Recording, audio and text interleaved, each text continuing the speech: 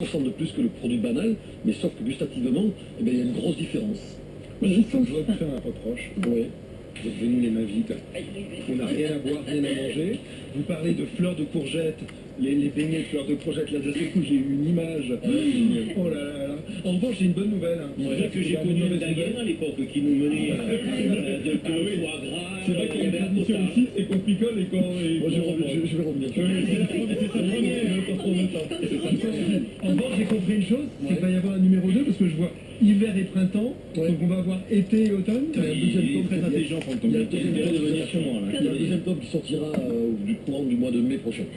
Marianne Soubré. Non, quand juste une demande, quand il revient, je veux être là. Bon, ensuite. Avec Julien Clerc, c'est possible, ça veut faire un paquet. Ensuite, autre chose, ce que j'apprécie énormément aussi dans la BD et vos artisans, ils sont aussi très fiers, je pense, d'être gardiens de notre patrimoine, parce qu'il y a tout le volet patrimoine français. Quand tu vois des histoires, enfin, il y a l'histoire des couteaux de pierre, il y a l'histoire en fait de côte-rôtie, du Beaujolais. Alors ça, c'est très étonnant. Tout d'un coup, ils se mettent à faire du vin dans le Beaujolais parce qu'ils voient passer les bateaux. Enfin, c'est des choses en plus qui sont vraiment très bien parce qu'on apprend énormément de choses. Alors, et ça, vous savez, pour l'artisanat, moi je trouve quand même que l'État français, enfin, on parle de l'État, ne se rend pas compte que l'impact que le monde entier, par rapport à... C'était ma question. On nous regarde comme des extraterrestres. Ils nous badent de par notre artisanat. Quand je vois, moi, au restaurant, où j'ai des Brésiliens, des Japonais, des Américains qui viennent et qui sont fous de manger un boudin. Qui sont là, j'ai l'impression de leur donner le petit Jésus en culotte au cou. Et dans quelques années, on pourra toujours manger ça.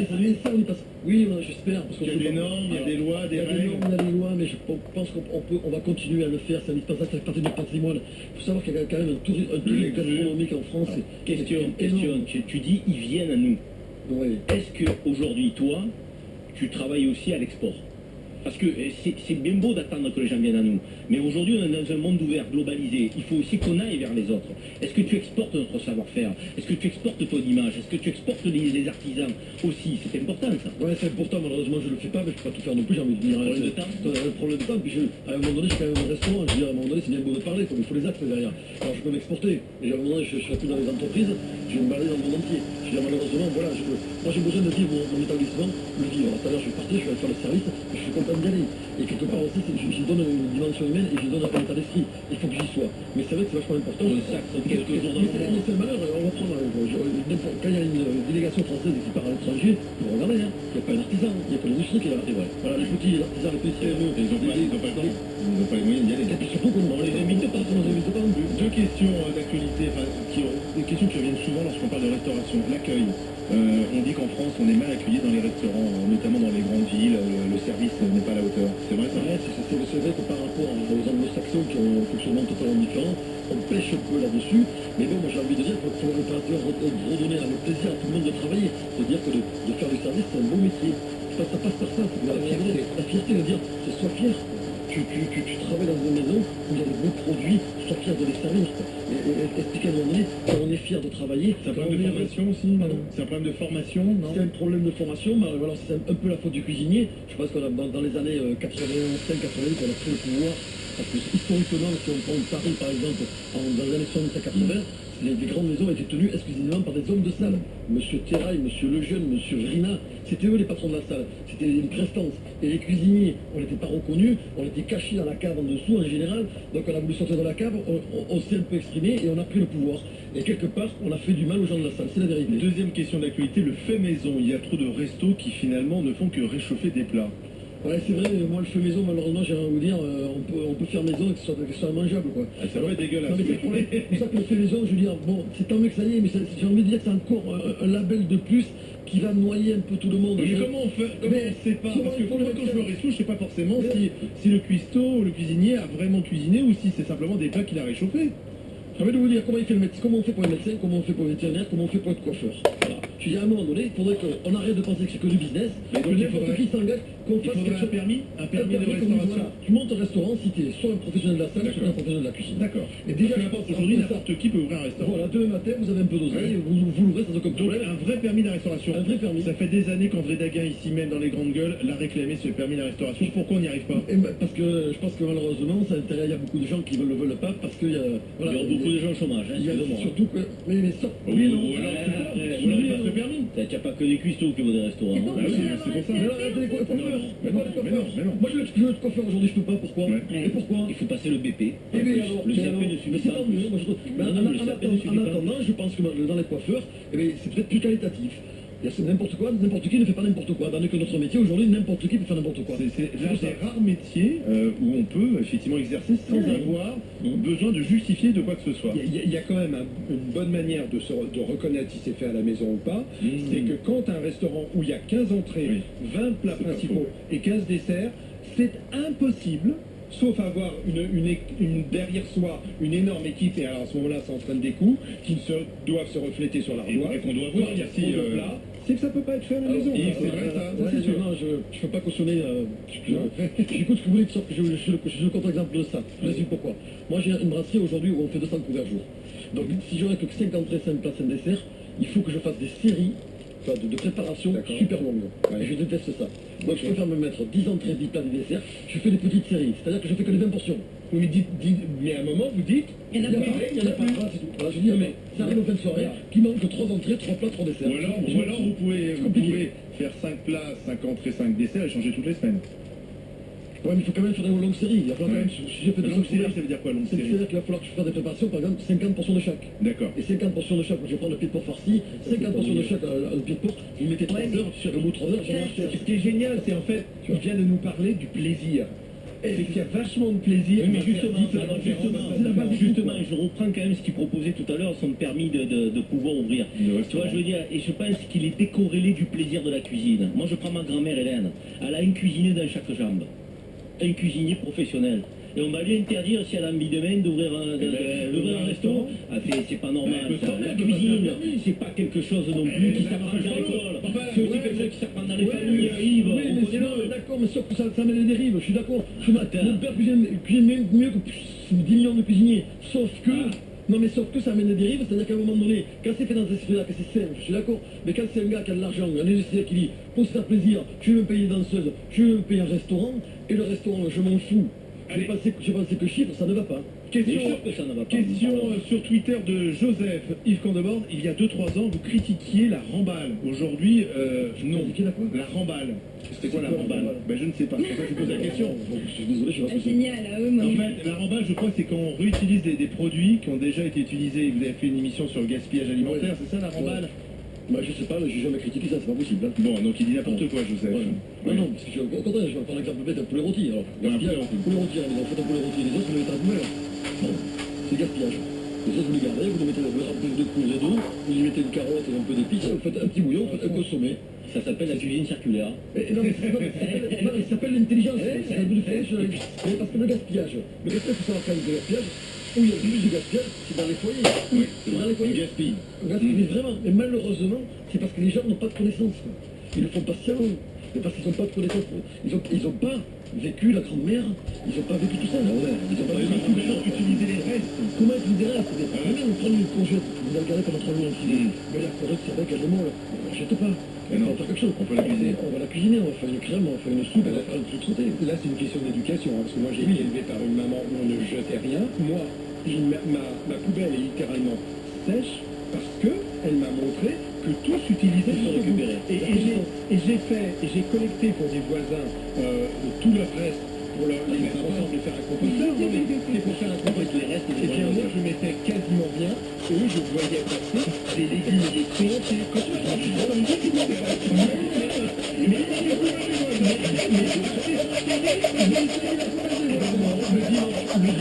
c'était systématiquement des plats qui étaient composés de ce qui avait été mangé et c'était délicieux.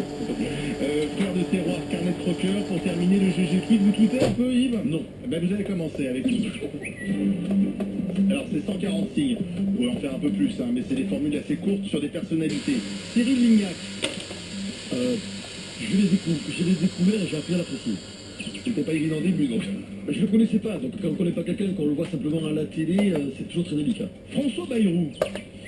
Voilà, c'est Joker s'il vous plaît. Pourquoi? Non, parce que voilà, c'est un homme politique et je Ah, mais vous n'êtes pas loin.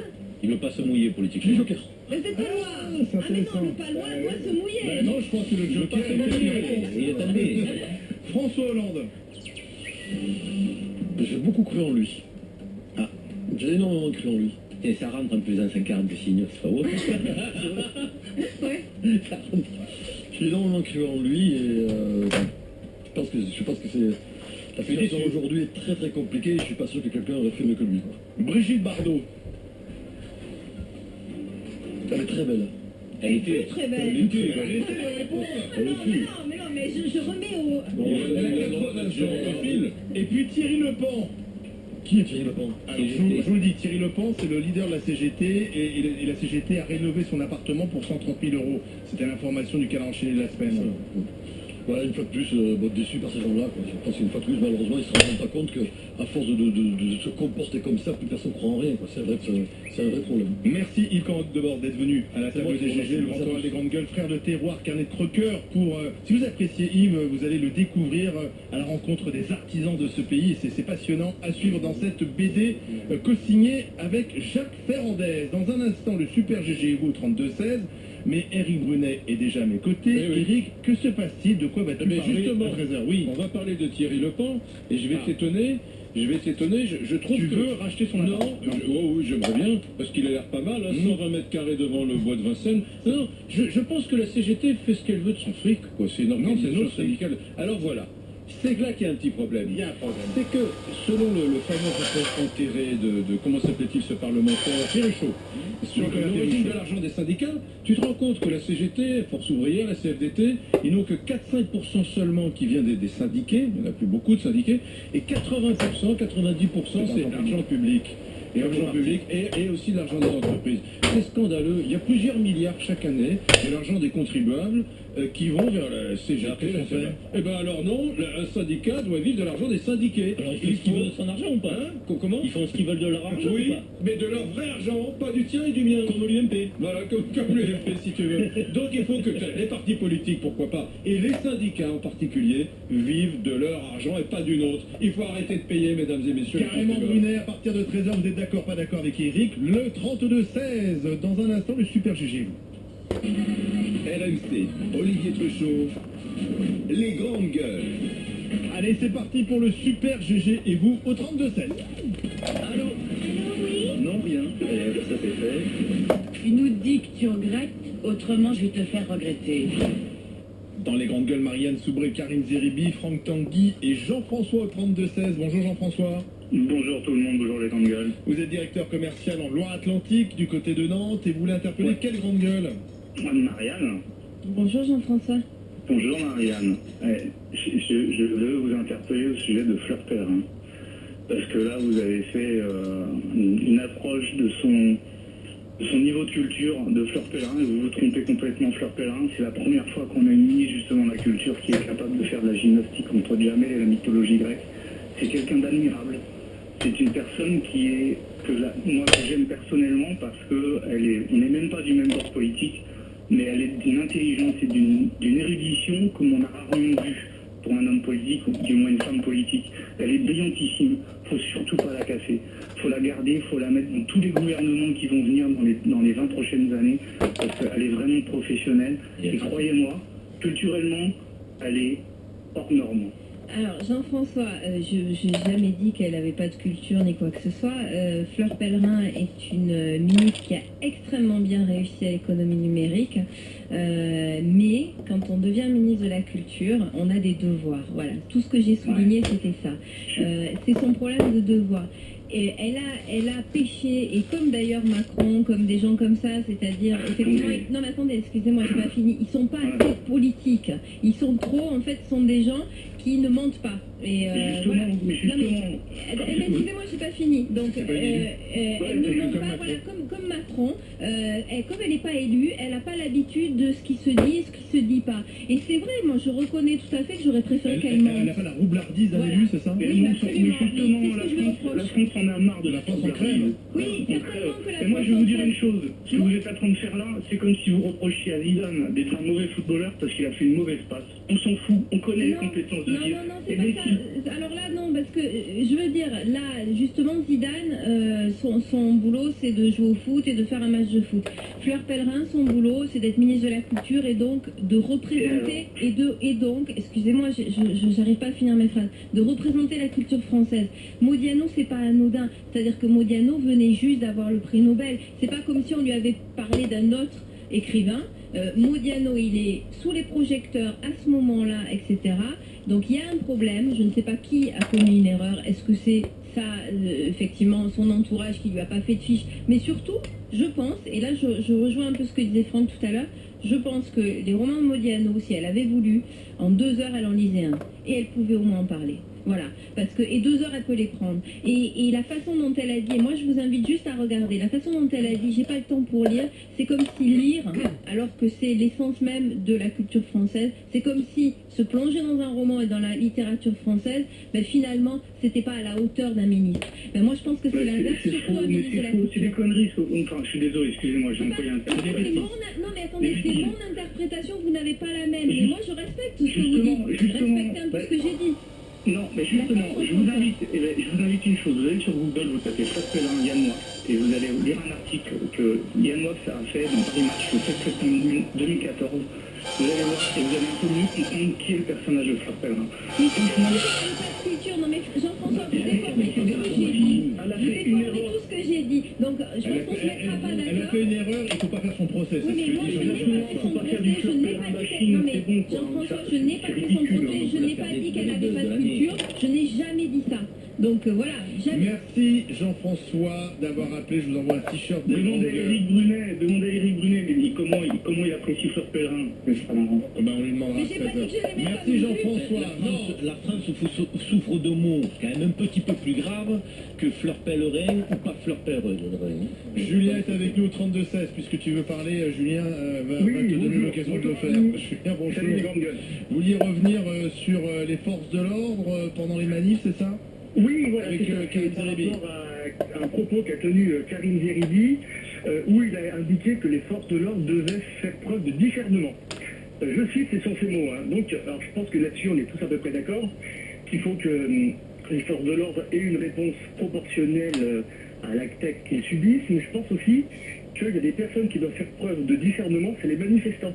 Et notamment les manifestants qui sont pacifistes, comme le jeune Rémi Fraisse, Rémi Fraisse, pardon, où on est tous bien sûr désolés et malheureux pour ce qui s'est passé pour lui et sa famille.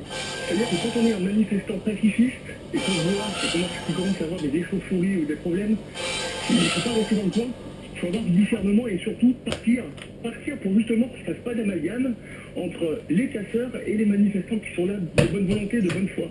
Et je pense que s'il y a une éducation qui se fait ou qu'on fait passer des messages là-dessus, il n'y aura pas de problème de discernement de force de l'ordre et de traitement, parce que les manifestants qui seront là face aux forces de l'ordre, ce seront des manifestants qui seront réellement des casseurs. Il n'y aura plus d'amalgame, il faut faire passer les messages aux groupes, aux partis politiques, etc. Parce que là, on est en train d'entendre tout et n'importe quoi, et ce qu'a dit Karim Zeribi sur les forces de l'ordre, alors je sais qu'il y a une émission de télé-réalité sur les politiques qui sont, on va dire, en immersion. Moi, je propose à Karim Zeribi qu'il aille faire de l'immersion avec des CRS pour voir parfois les difficultés auxquelles ils sont confrontés. Et c'est vrai que parfois ils subissent de très très grandes violences. C'est pour ça qu'on voit aussi, notamment la semaine dernière, des blessés auprès des forces de l'ordre. Les blessés, c'est pas les forces de notamment l'ordre. sur le site du barrage de Sylvain, c'est Alors, 56 blessés du côté des forces de l'ordre. d'abord, je vous mets au défi de réécouter l'émission, je n'ai pas employé le terme discernement. Donc c'est une usurpation de ma parole. Premier point. Ah non, Deuxième non, point, je peux, vous l'avez dit, s'il vous vous l'avez plaît, dit, je vous ai écouté avec attention, Julien. Et dans un échange, il faut effectivement qu'on ait la même posture de respect, sinon c'est compliqué à se comprendre et à s'entendre. Deuxièmement, moi j'ai j'ai été conseiller du ministre de l'Intérieur pendant 3 ans. Donc l'immersion à les forces de l'ordre, croyez-moi, je ne sais pas si vous en avez fait autant que moi, mais j'ai été avec les policiers de la BAC dans des quartiers difficiles, j'ai été avec des compagnies de sécurité, de sécurité républicaine, donc des CRS et autres, et j'ai toujours eu un grand respect pour les forces de l'ordre, pour lesquelles j'ai toujours pris la défense au grand niveau. Troisièmement, le jeune Rémi Fraisse dont vous parlez, là encore une fois, on ne va pas faire l'enquête avant l'enquête. Il me semble, et je le dis quand même avec beaucoup d'humilité, qu'il était justement en train de quitter le lieu des heurts et des tensions. Donc il allait dans le sens de ce que vous prônez. Donc à un moment donné, être le moraliste que vous êtes face au décès d'un jeune qui était en train de quitter la scène de tension, je trouve que c'est très malvenu. Donc, non, mais justement, donc, dans ce cas-là, il faut le dire, il faut tout dire. Ouais, vous voyez ce que je veux dire? Ben, vous êtes important parce que grâce à vous, on a tout dit. Non, merci, M. Zeribi. Non, mais je pense que, je crois que la grenade qui a mortellement blessé Rémi Fraisse, je crois que c'est une grenade offensive qui se jette à la main. Et connaissant la portée, alors à moins que les forces de l'ordre soient des surhommes, etc., les grenades, enfin, si on jette à la main, c'est une portée de quelques dizaines de mètres. Donc je pense qu'il faut enfin, ce que je veux dire, c'est que je ne veux pas accuser tout ce soir, mais dès qu'on voit que ça commence à dégénérer, je pense que c'est un appel qu'il faut Moi, faire. on a eu cette situation avec des, je crois, on sera simplement d'accord sur un point tous les deux. Il faut condamner avec une grande fermeté ceux qui viennent casser dans ce genre de manifestation, et quel que soit le motif de la manifestation. Merci, vous êtes d'accord. Merci Julien, et on terminera avec Gaëtan au 32-16. Bonjour Gaëtan. Bonjour. Vous nous appelez du Rhône, vous êtes technicien, vous vouliez revenir sur, avec les grandes gueules, sur le drone, enfin les drones qui ont survolé nos centrales nucléaires. Ouais, tout à fait. En fait, c'est surtout par rapport à la sécurité, à l'intervenant qui disait que les agents n'étaient pas armés sur les sites nucléaires. Donc moi j'ai travaillé sur plusieurs sites nucléaires, que ce soit pour le CEA, centrale nucléaire ou autre. Et à chaque fois que j'ai eu à pénétrer sur ces sites-là, il y avait des hommes armés, que ce soit des brigades de gendarmerie, avec des armes de poing, des fusils de précision aussi. Donc j'ai l'impression qu'il y a beaucoup d'intervenants qui parlent de choses qu'ils ne connaissent pas trop. Et donc ça m'avait un peu fait réagir, tout simplement. Sur quoi précisément? Et bien sur le fait qu'on puisse dire que dans les centrales nucléaires, on n'est pas comme aux États-Unis ou pas comme j'avais entendu en Allemagne ou en Angleterre, où il y avait des forces armées. Mais Gaëtan, Oui. Gaëtan, c'est Franck Tanguy. L'information, en fait, elle nous avait été apportée par la dame de l'association de l'énergie nucléaire. Hein, celle qui est Exactement, je ne sais plus comment elle s'appelait. Donc si elle nous dit maintenant, si vous nous dites que les gardiens dans les centrales nucléaires sont armés, ça nous semble plus juste, en tout cas on le souhaite, parce qu'évidemment on a envie que les centrales nucléaires soient bien protégées. Mais il y a un peloton de gendarmerie à côté. Hein. En fait, c'est pas déjà à côté, c'est au centre des centrales ou au centre des centres. Et les hommes qui font les contrôles d'entrée sont armés. Hein. En plus de ça, pour avoir travaillé dans ces sites-là, on subit des enquêtes de plus de 2 mois sur notre famille, sur notre passé, pour pouvoir rentrer dans ces centres-là. Donc au niveau sécurité des gens qui travaillent à l'intérieur et qui doivent rentrer, je pense qu'il y a quand même pas mal de choses qui sont faites et bien faites. Mais Gaëtan, il y avait quand même... important comme précision, effectivement. Bien sûr, mais Gaëtan, au cœur de ce qu'on s'était dit, c'est quand même la manière de se défendre des drones. Parce que même un gardien armé, on imagine qu'il faut quand même un tir très précis pour pouvoir descendre un drone avec un pistolet. Donc vous voyez, c'était ça quand même qui était le cœur de notre inquiétude, c'est un drone qui porte une charge explosive et qui peut endommager la centrale nucléaire, même si théoriquement elle est protégée contre un avion qui s'écraserait sur le réacteur, mais surtout, qu'est-ce qu'on fait pour descendre un drone et l'empêcher de nuire? Et ça, je pense que malheureusement, un gardien armé n'est pas en mesure de protéger la centrale. Vous savez, en fait, je fais un parallèle tout bête. Je suis ici d'un milieu rural et dans ma famille, on chasse beaucoup. Un fusil de chasse a une portée de 80 à 100 mètres. Avec une charge de plomb, je dis bien une charge de plomb, pas un pistolet, qui tire un seul projectile, il est vrai que c'est très dur à abattre. Une charge de plomb, et je pense pas que ces drones-là soient faits pour résister à quelque chose d'assez puissant, quoi. Merci. Donc, à mon avis, il y aura toujours des moyens techniques qui permettent de se défendre contre ce genre de choses. Neutralisé. Merci Gaëtan d'avoir appelé, merci à tous. On va se retrouver demain à partir de 10h sur RMC avec Sylvain Grandcer, Claire Aupetit, Françoise Degois et le grand oral des GG. Eh bien, c'est Patrick Sabatier qui va le passer pour la première fois, l'animateur télé. Il n'était jamais venu dans les grandes gueules. Il passera demain le grand oral des grandes gueules. Très bon après-midi avec notamment Éric Brunet qui veut qu'on arrête de financer par de l'argent public les syndicats en France. Vous êtes d'accord avec ça? Vous lui dites au 32-16, ou si vous n'êtes pas d'accord aussi, n'hésitez pas à lui rentrer un peu dans le lard. Allez, bon après-midi à tous. RMC, les grandes gueules s'écoutent aussi en podcast et sur rmc.fr.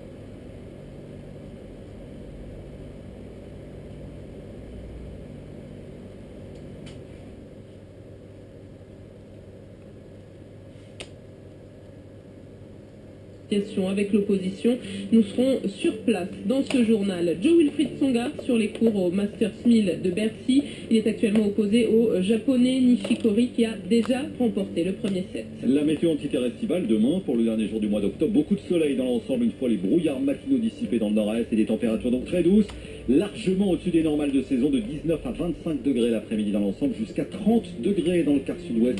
Les prévisions de Jean-Michel Golinski à Météo France à la fin de ce journal. France Info. Élise Thibault. L'annonce planait au-dessus de leur tête comme une épée de Damoclès. Le secrétaire d'État au transport, Alain Vidalis, a donc mis fin au suspense. Le contrat entre l'État et Ecomouv est rompu, conséquence logique de l'abandon de l'écotaxe. Les 170 salariés de l'entreprise à Metz pouvaient s'y attendre et pourtant ils sont sous le coup de cette annonce. Olivier Kémiri, délégué CGT.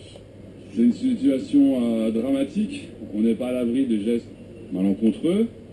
L'état psychologique de tous nos collègues est vraiment difficile vraiment en péril aujourd'hui. On s'y attendait puisque la secrétaire d'État, la ministre d'État, la ministre de l'écologie était farouchement opposée au projet d'écotaxe. Voilà, c'est une demi-surprise, sauf que là c'est vraiment officiel.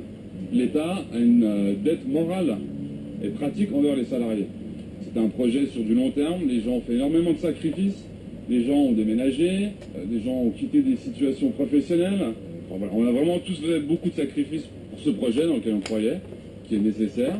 Voilà, on attend maintenant des choses concrètes. Olivier Kémiri, délégué CGT à Ecomouv, il était reçu aujourd'hui au ministère de l'écologie. L'État pourrait en tout cas avoir à payer cette décision si Ecomouv décide d'attaquer en justice. La lettre de résignation envoyée par Alain Vidalis fait déjà mention de doutes sur la validité du contrat initial. Une façon pour le gouvernement de se ménager une porte de sortie. 10 000 € d'amende pour le directeur de Minute. Le journal d'extrême droite est condamné pour avoir comparé Christiane Taubira à un singe. L'image et le titre choquant avaient fait la une de Minute il y a un an. La question de la sécurité dans les centrales nucléaires relancée par une information révélée par EDF. 7 centrales françaises au moins ont été survolées par des drones ce mois-ci. Des incidents sans conséquence selon le géant de l'électricité.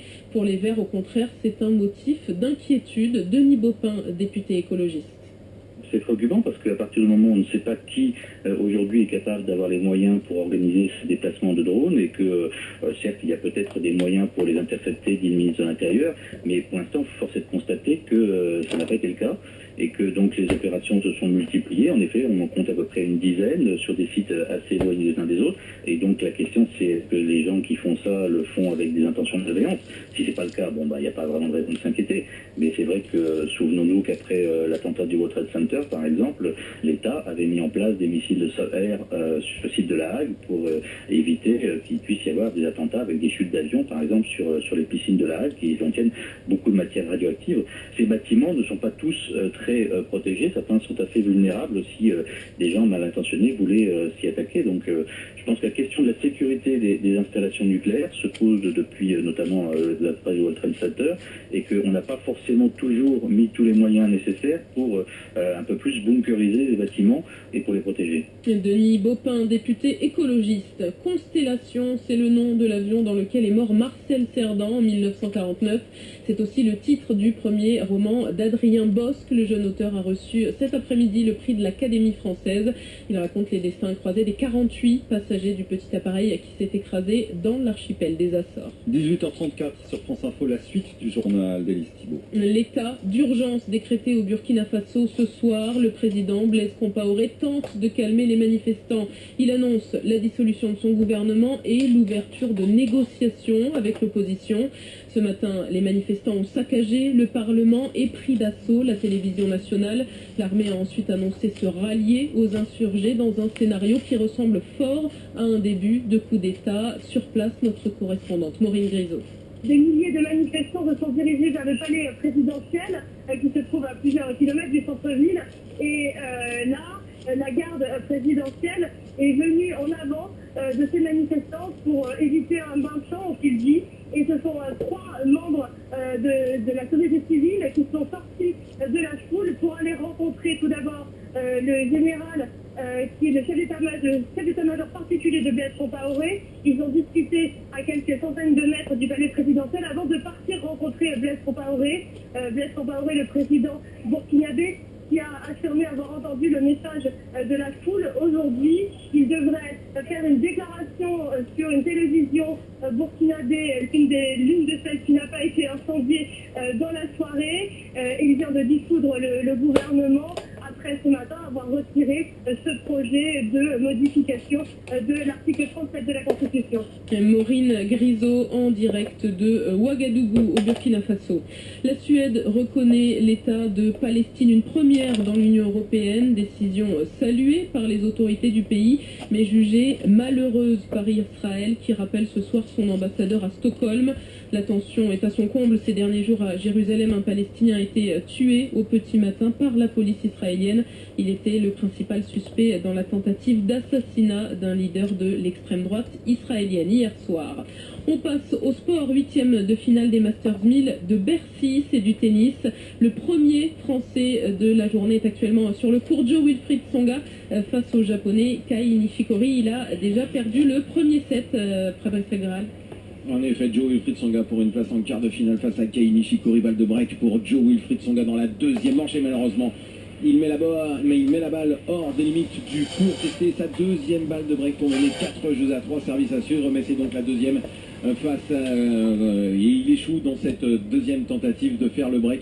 Jo-Wilfried Tsonga, ça va mieux, beaucoup mieux pour Jo-Wilfried Tsonga, très largement dominé dans le premier set puisque Kei Nishikori a remporté la première manche sur le score de 6-1, 3 jeux partout entre les deux joueurs, ça va mieux, mais il s'accroche, Jo-Wilfried Tsonga. C'est vrai qu'il a fait de la figuration dans le premier set, il a été pris de vitesse véritablement par Kei Nishikori, il a fait de la figuration mais il continue de s'accrocher, Jo-Wilfried Tsonga, mais s'accrocher ce n'est pas prendre l'ascendant et pour l'instant il n'arrive pas à prendre l'ascendant malgré tout face à Kei Nishikori, un joueur qui pratique un tennis extrêmement intense, il est très rapide sur les jambes, il produit un effort incroyable, il prend la balle très tôt, ce qui prend de vitesse très souvent. Jo-Wilfried Tsonga, pourtant je vous le disais, il s'accroche toujours. Kei Nishikori au service, il a une balle pour mener 4-3 dans le deuxième set. Et plus tôt dans l'après-midi, David Ferrer, Thomas Berdych et Andy Murray se sont qualifiés pour les quarts de finale. On attend 2 autres Français ce soir, Lucas Pouille face à Roger Federer, puis plus tard dans la soirée, Gaël Monfils face à Novak Djokovic, que nous fera vivre évidemment Fabrice Abgral toute la soirée. 18h38 sur France Info, c'était le journal de Thibault. France Info, 17h-20h, Raphaël Ebenstein. Et tout de suite la météo. France Info Météo. Avec Teva, laboratoire pionnier des médicaments génériques, engagé dans la recherche sur les maladies neurodégénératives et les maladies respiratoires. Avec Jean-Michel Golinski à Météo France. Avant une dégradation progressive du temps par l'ouest à partir de samedi, accompagnée d'une baisse des températures. Demain, grâce au soleil et au vent orienté au secteur sud, les valeurs vont grimper souvent plus haut qu'aujourd'hui, vers 18-19 degrés des frontières du nord et d'Alsace.